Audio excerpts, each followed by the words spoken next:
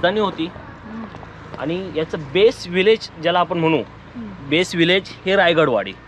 जर एखादा व्यक्ती जर रायगडावर येणार असेल, तो पलीकडून आला तिकडून, तर पाचाड्यामध्ये त्याचं चेक इन व्हायचं. पाचाडमधून आला किंवा मग या दरवाजाजवळ यायचं. मग पुढे काय प्रोसेस मी त्या दरवाजाजवळ सांगणार आहे नंतर. किंवा जर या बाजूने वरून किंवा सह्याद्रीच्या या घाटवाटांमधून खाली उतरला तर खाली छत्र निजामपूर म्हणून आहे, तिथे अन्न छत्र चाललं जायचं येणाऱ्या जाणाऱ्या पांथस्तासाठी, जो कोण व्यापारी वगैरे असेल, लामाणी तांडे असेल त्यांच्यासाठी. मग तिथे आलं की मग त्याचं पुन्हा रायगडवाडीमध्ये चेक इन व्हायचं. रायगडवाडीमध्ये चेक इन झाल्यानंतर तो पुन्हा मग गडावर जायचं. तो का आलाय, कुठून आलाय, कोणासाठी आलाय, कोणासोबत आलाय, कोणाच्या रेफरन्सने आलाय, सगळी डिटेल्स असायची. कारण गड आज आपण जो बघतोय तो साधा गड नव्हे, तो राजधानीचा गड आहे मराठ्यांच्या. त्यामुळं त्याच्यावर आणि जेवढे तुमच्याकडे दरवाजे तेवढे सिक्युरिटी चेकिंग जास्त. मग ही प्रोसेस होती. म्हणून इथून येणारा जो वाट आहे, पायवाट जे आपण प्रदक्षिणेसाठी हे करतो, तिथे फरसबंदी मार्ग आहे. जी आपण ही दिसते ना, ह्याला फरसबंदी म्हणतात दगडाची. म्हणजे आताच्या भाषेमध्ये त्याला आपण टाईल्स म्हणूया किंवा मग फरशी म्हणूया. त्याच्या कदाचित त्या फरसबंदी हा पार्शियन शब्द आहे, त्याच्यावरून मग फरशी हा शब्द आला का, एक क्वेश्चन मार्क आहे. पण तो कदाचित तो तिथूनच आला असावा. मग ही फरसबंदी मार्ग तिथून आहे आणि तो मूळ राजमार्ग जो गडावर येणारा. आणि आता डेफिनेटली फर्श आणि फरस, आपण त्याला फरस म्हणतो. तर मग हा जो मूळ आहे, हा मूळ राजमार्ग जो गडावर जाणार आहे. नंतर तो पायरी मार्ग नंतर बांधल्यानंतर डेव्हलप केलेला आहे, जो वरचा पायरी मार्ग येतो तो मार्ग आणि हा नाणे दरवाजातून जाणारा मार्ग, दोन्ही मार्ग. वर जो मस्जिद मोर्चा आहे, जेव्हा ज्याला महादेवाचा माळ म्हणतात, मदार माची म्हणतात, तिथे हे दोन्ही एकत्र येतात. आता आपण जाणार आहोत ते जरा नाणे दरवाजा बघूया. नाणे नाना मीन्स 1856-57 ला, म्हणजे त्यांना इंग्लिशमध्ये सांगा, 1657 में शिवाजी महाराजांनी एक किल्ला देखा. किल्ला चंद्रराव मोरे जो ते चंद्रराव मोऱ्यांकडे होता. महाराजांनी चंद्रराव मोऱ्याचा पाडाव केला जावळीवरून. महाराज रायरीवर आले, चंद्रराव मोरे रायरीवर पळाला. रायरी हा किल्ला. महाराज इथे आले त्या चंद्रराव मोऱ्याचा पाठलाग करत. महाराजांनी चंद्रराव मोऱ्याला सांगितलं की हात रुमाले बांधून खाली ये, हातात रुमाल बांध आणि तू खाली ये, म्हणजे तू शरण जा आम्हाला. आणि हे धर्मकार्य आहे, हे देश कार्य आहे, तू आम्हाला सामील हो. तुला वतन नाही भेटणार, कारण वतनदारी आम्ही बंद केले. एकदा वतन दिलं की तुम्ही वतनावर प्रेम करता, देशावर मग प्रेम करत नाही, त्यामुळे वतन नाही मिळणार, तू ये. पण त्यांनी त्याच वेळी काही पत्र पाठवली विजापूरच्या आदिलशाला की मी असं अडकलोय, तू ये आणि मला सेव्ह कर, मला वाचव. पण ही पत्र आपल्या नेमक्या गुप्तहेरांनी पकडली आणि ती भेटली सगळी महाराजांना. महाराजांनी याला पकडला आणि ह्याचा शिरच्छेद केला, मारून टाकल्यानंतर मग रायरी महाराजांकडे आला. रायरी महाराजांकडे आल्यानंतर महाराजांना इतका आवडला. मग सभासद बखर जो बखरकार होता महाराजांकडे, तो लिहितो, राजा खासा जाऊन पाहता गड बहुउच्च खोट, गडाचे कडे चौतरपात तासिल्याप्रमाणे 1.5 गाव उंच, पर्जन्यकाली कडियावरी गवत उगवत नाही, धोंडा ताशिव एकच आहे. दौलताबाद पृथ्वीवर चखोट गड करा, परंतु उंचीने थोटका. दौलताबादचे दशगुणी गड उंच पाहून राजे संतुष्ट जाहले आणि म्हणले तख्तास हाच गड करावा किंवा तख्तास हीच जागा राखावी.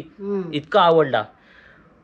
पहिल्या नजरेत प्रेम होणं काय असतं त्यासाठी आम्ही हा उदाहरण देऊ शकतो.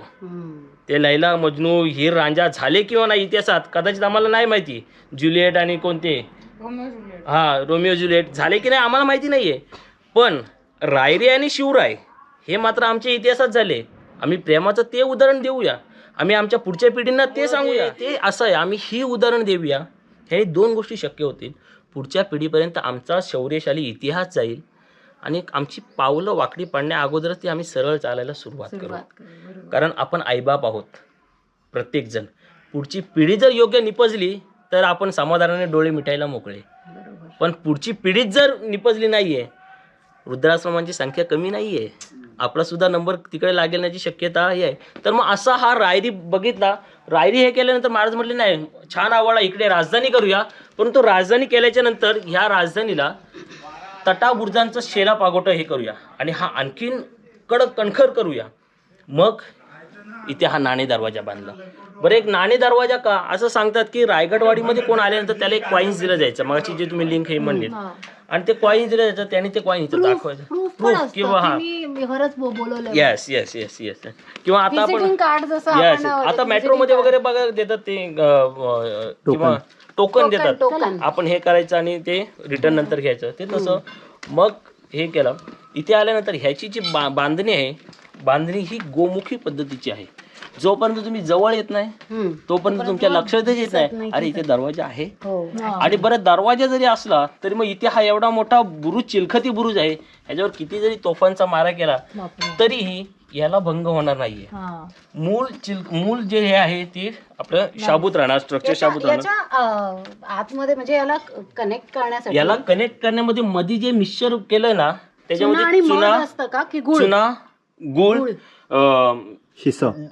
डाळ, हरभऱ्याची डाळ वाटून आणि पुन्हा जे चुना तयार करायचे ते शंख शिंपळे पहिले भाजायचे. शंख शिंपळे भाजले की मग त्याचं जे मिक्सचर होतं ते एकदम स्ट्रॉंग होतं आणि त्याच्यामध्ये मग काथ्या टाकायचा आणि मग ते मिक्सचर होतं ते. हे झालं टेक्निकली, परंतु ह्याच्यामध्ये एक निष्ठा नावाची गोष्ट आहे जी दिसत नाहीये पण ती असते. जो होता नाही, जो दिखता नाही लेकिन होता है, पण ती असते. रायगडाकडून शिकावं ती निष्ठा शिकावी, रायगडाकडून घ्यावं ते आहे. इतक्या वर्षात सुद्धा एकही चिरा हलत नाहीये. पण आम्ही आता बांधलेले ब्रिज कोलॅप्स होते कारण उद्घाटनाच्या अगदीच का हे रिझन ते आहे. कारण का आम्ही रायगड कधी बघितलं नाही किंवा आम्ही त्या दृष्टिकोनातून हे बघितलं नाहीये. ह्याला अडत्या कोष्ट म्हणतात. अडत्या कोष्ट ह्याच्यामध्ये एक अडसर लावला जायचा. अडसर म्हणजे हा जर दरवाजा बंद केला तो कोणीही दरवाजा ओपन करू नये म्हणून एक अडत्या कोष्ट पाठीमागे लावायचा आणि दरवाजा बंद, दरवाजा उघडणार नाहीये. फक्त एखादा मोठा सण असेल किंवा काही समारंभ असेल त्यावेळेस पूर्ण दरवाजा उघडला जायचा.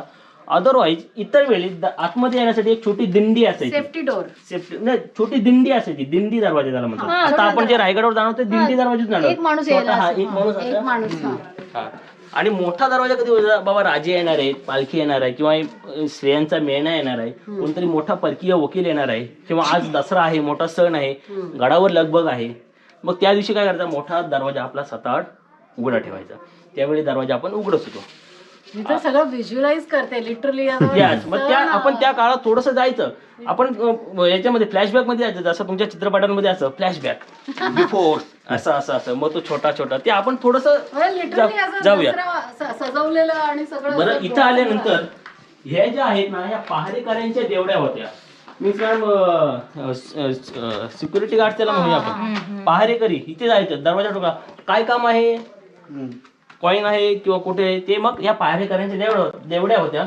हा जो मारुती राया आहे, सिक्युरिटी बूथ ते आपल्याकडे सिक्युरिटी बूथ, हा जो मारुती राया आहे हा कदाचित इथे नसावा, हे कुठेतरी हे बाहेर किंवा इथे कुठेतरी तो असावा.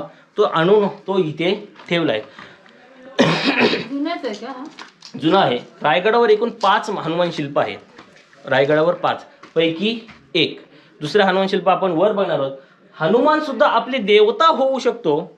हा पहिल्यांदा हे आपल्या मानव बिंबवलं ते समर्थ रामदास स्वामींनी, की एखादा माकड, बलशाली वानर सुद्धा आपली देवता होऊ शकतो, हे त्यांनी हे केलं.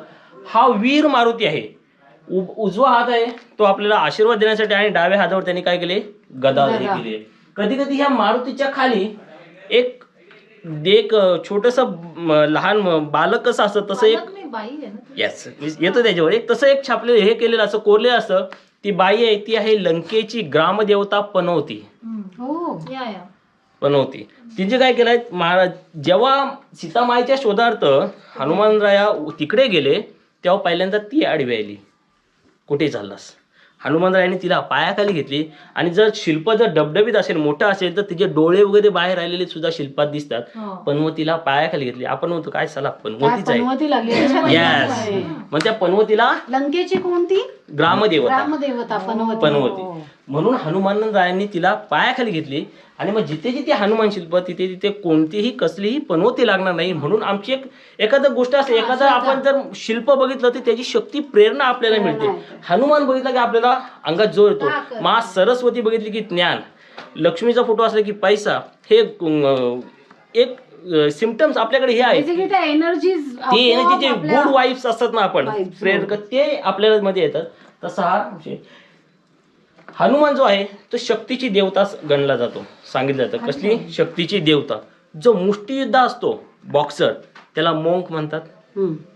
मोंक जेव्हा त्याच्या तोंडामध्ये ते घालायला देतं बघा सेफ्टी हे त्याचा तोंड ते तो कसा होतो मारुतीसारखा होतो. मग आम्ही जगाच्या अगोदर की जग आमच्या पाठीमागे.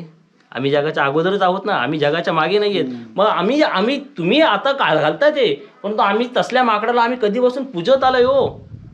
बॉक्सर ही संकल्पना आमचीच आहे. त्याला मोंक म्हणतात.